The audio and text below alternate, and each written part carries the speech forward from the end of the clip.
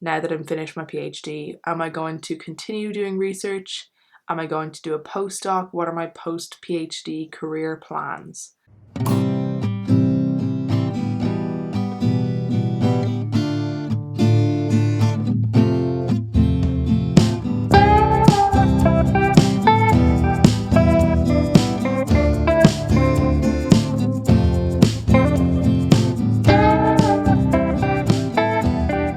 Hello everyone and welcome back to my channel.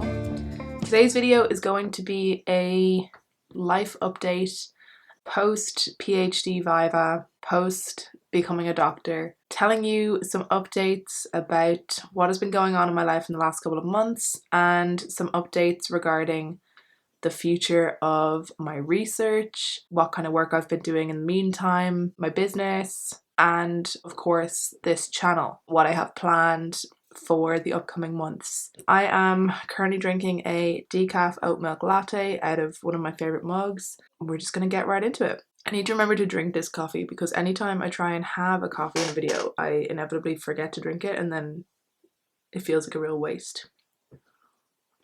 So first update is I had my PhD Viva on October 24th and I passed my Viva. So that means that officially I am Dr. Ciara Feely. I still have some minor corrections for my thesis, which is pretty normal. But yeah, it's officially over. People have asked me, will I be changing the channel name now that I'm no longer doing a PhD? But I feel like no, because I'll continue to provide advice for PhD students and I'm now someone with a PhD, you know, so I think the name still sticks. In terms of, you know, that process, I have around like 8 to 10 videos about the Viva that I have in mind, like different points that I think are important enough for their own video. So I have a number of videos planned, and so I guess I'll give my content update first, which is the next month of videos will be all pretty much about the Viva process. And then I have videos planned for December and January that are kind of getting back to usual content, talking about thesis writing as well, because that's something that I haven't really talked about because I was kind of afraid of posting videos about writing a thesis when I didn't know if I was going to pass mine. And now that I know that I have, I feel more confident talking about it.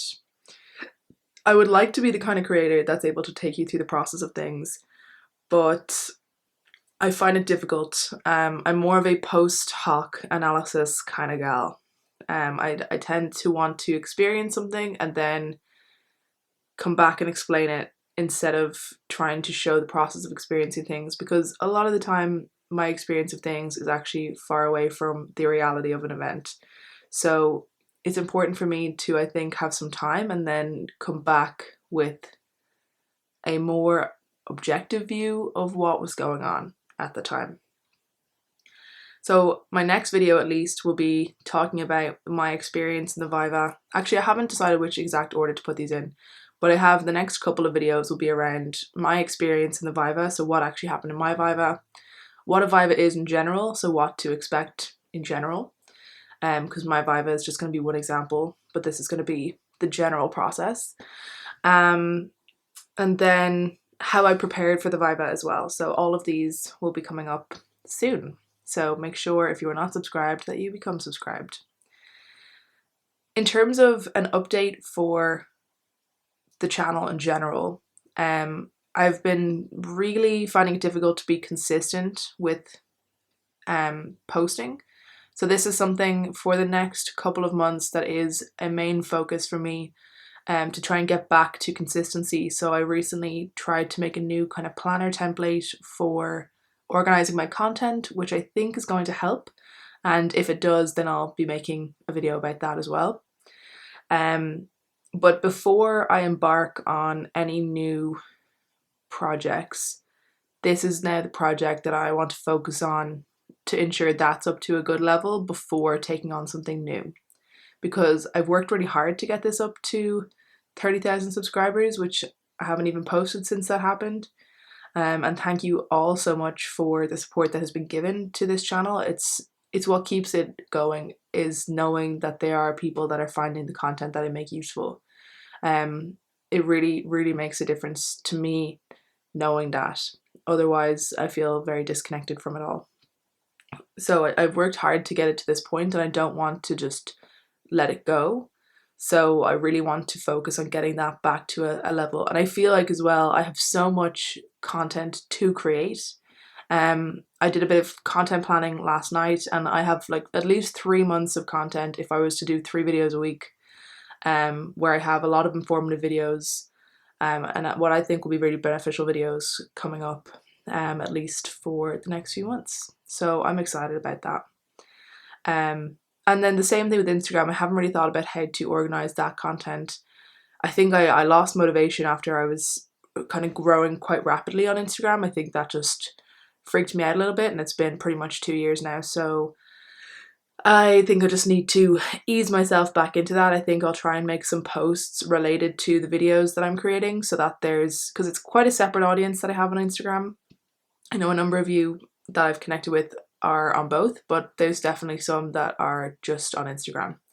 A good portion, I would say. So I'll need to kind of ease myself back into that, I think, as well. That's my content update, I suppose. Moving on to what's going to happen with my research now that I'm finished my PhD. Am I going to continue doing research? Am I going to do a postdoc? What are my post-PhD career plans? A good bit ago, I said my plan was to do a postdoc, and then that kind of changed into I want to do a part-time postdoc.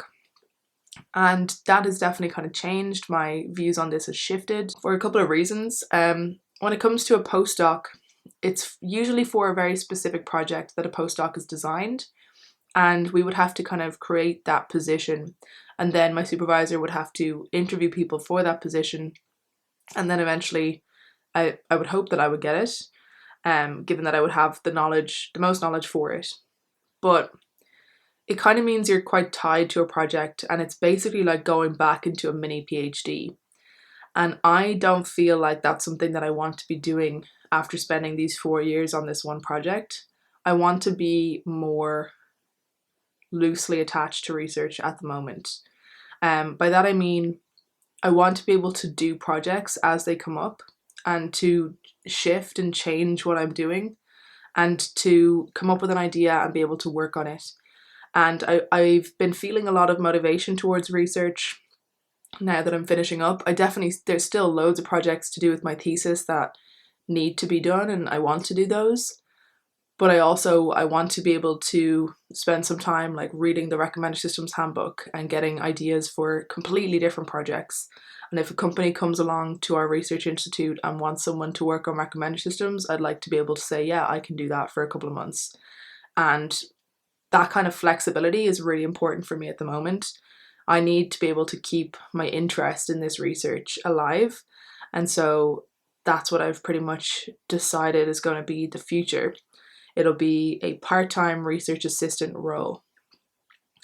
Now, exactly how part-time, I'm not sure, and me and my supervisor are still ironing out the details, but it will be continuing with my same supervisors and in the same university, of course, as well. I think in the long run, the flexibility is going to be an important thing for me, and I would like to eventually get to a point where I'm an independent contractor who works on research projects for a short-term period, probably mostly based with the university that I was in, but not tied to a full-time role. And that's something that's come up a lot recently post Viva, like especially even my examiners were asking me what I'm going to be doing.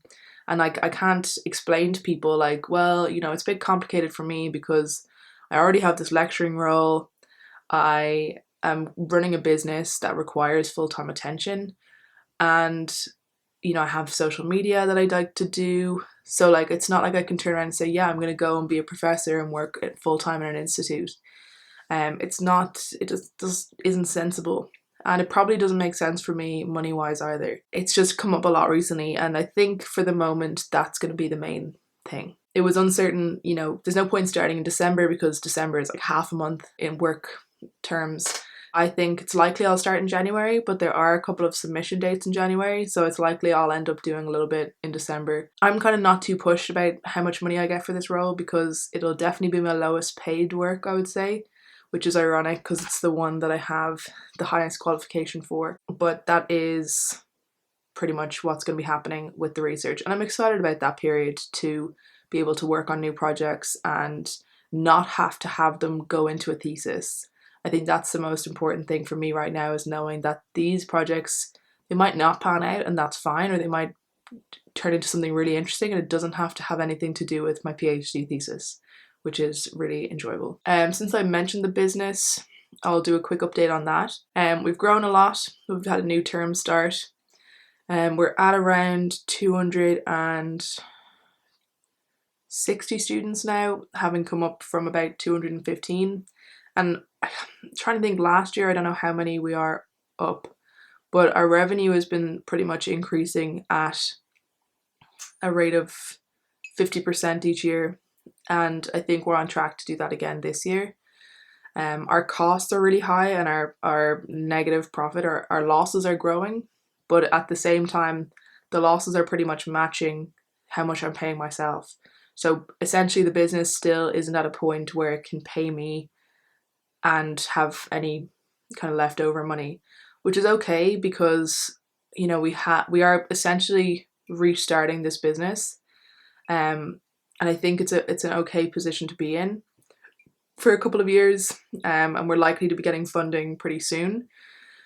So I have work to do on that to firstly solidify my position in the business over the next couple of years and for the long run. That's something that I'm hoping to clarify by the end of this year, is what is going to be my long-term commitment to this business, what's going to be the long-term situation for me, because I'm not currently an owner of the business.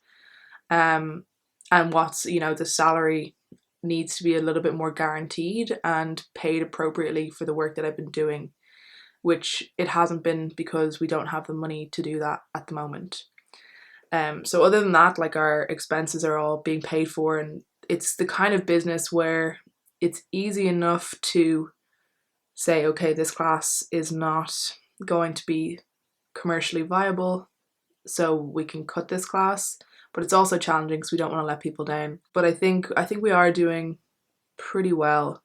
Overall, it's been good. I'd like to start talking about this more. I have plans to do kind of like a monthly review of different things that I'm hoping would incorporate some of the business learnings that I've had in the last 3 years plus that I've been running this business. We have a new office space, which makes it's somewhere I want to go. It's somewhere I want to go in and work, which is really important for me with this business. I often get a lot of anxiety in working on different things, because, you know, so much of the time I'm working on something that I've never done before, and that brings a lot of anxiety. And I tend to get a lot of resistance to wanting to do certain things in the business because of fear. Whereas there's something about the new space that we have that, like, I've been getting really good work done in there, and I want to go in there and do the work that I have planned. I've been trying to separate work and home because the level of anxiety I've had in this house has been really high because of the amount of work I've done here. I find it difficult to relax here. So I'm trying to shift that into designated spaces for work that are outside of the home as much as I can.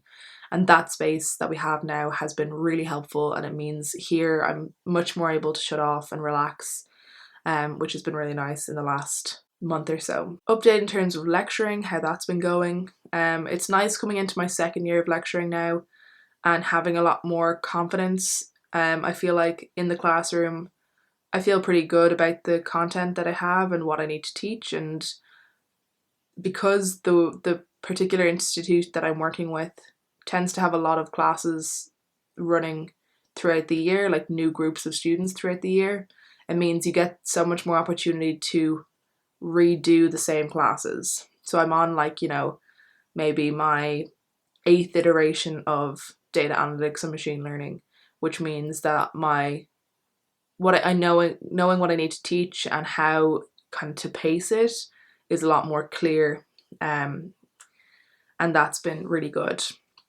I'm currently doing 3 days a week, about 4 hours, so around 12 hours, 10 to 12 hours a week, I would say. And I have a couple of dissertation students as well. There's been kind of swings and roundabouts because there's one class that I'm teaching which kind of has to have a really high fail rate, and then that makes it challenging for me because there's a lot of additional work you need to do when you fail someone, because you need to then do the repeats, and we don't get paid for those. You just get paid for the hours that you're lecturing. So it's difficult because you don't want to slack on the quality by just passing people because it's easier. But I've I feel like a lot of people are deterred from failing people because of the additional work it creates. But overall, it's been good. It's, probably some of my highest paid work. And that is something that I've been finding useful to have because it means I can go a bit slower in terms of making the decisions for post PhD work. Now, what else has been going on in life? Because I think those are all my work related updates, which already we are 17 minutes in with that. Coming into winter, I love this time of year. I know this is kind of a bad thing to say, but I like when it gets dark. There's something about the separation between day and night that's really nice. In Ireland, we have quite a big shift between the summer daylight and the winter daylight. Not like the way it is in Northern Europe, but it would be, let's say, bright by around 8 o'clock and dark by 4 o'clock in the kind of height of winter. So you've got like the 8 hours in the day of sunlight, and then it's pitch black otherwise. And there's something about that that's nice because it means you kind of have your periods for downtime versus your periods for work. Obviously, it's not great if you're stuck inside for those 8 hours, but I just find there's something really peaceful about this time of year.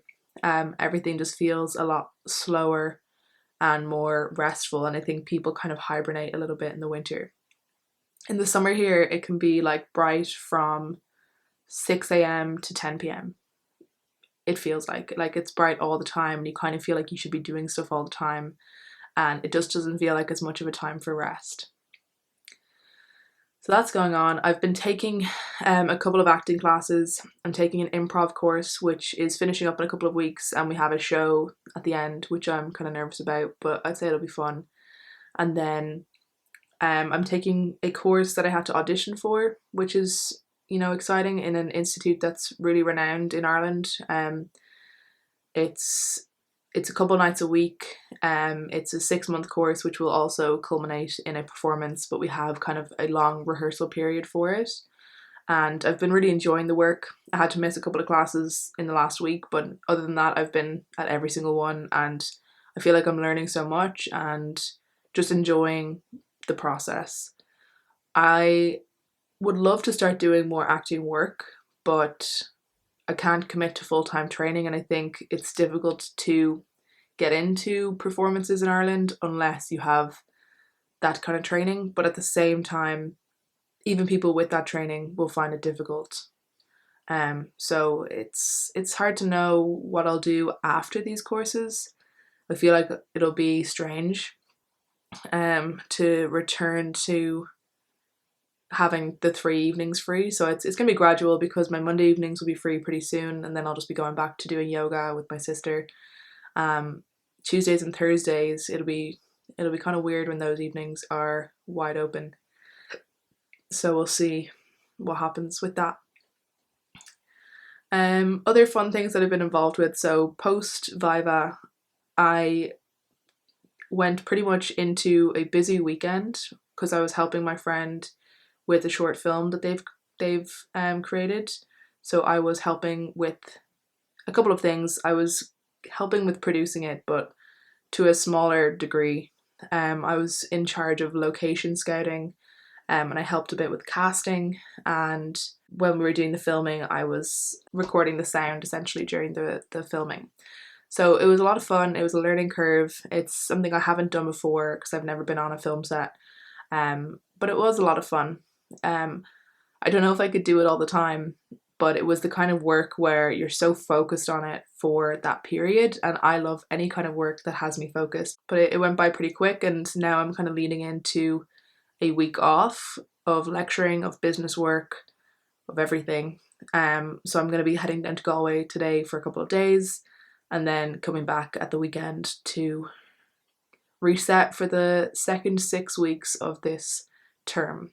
So the first 6 weeks done, then we have this week break, and then I have the next 6 weeks, which will match for lecturing and for the business work and for my own classes that I'm taking myself as well. In the period kind of post PhD submission, pre Viva, I definitely had been experiencing a lot more anxiety than normal. It would be the smallest thing would I would latch onto, and it would become this massive fearful thing.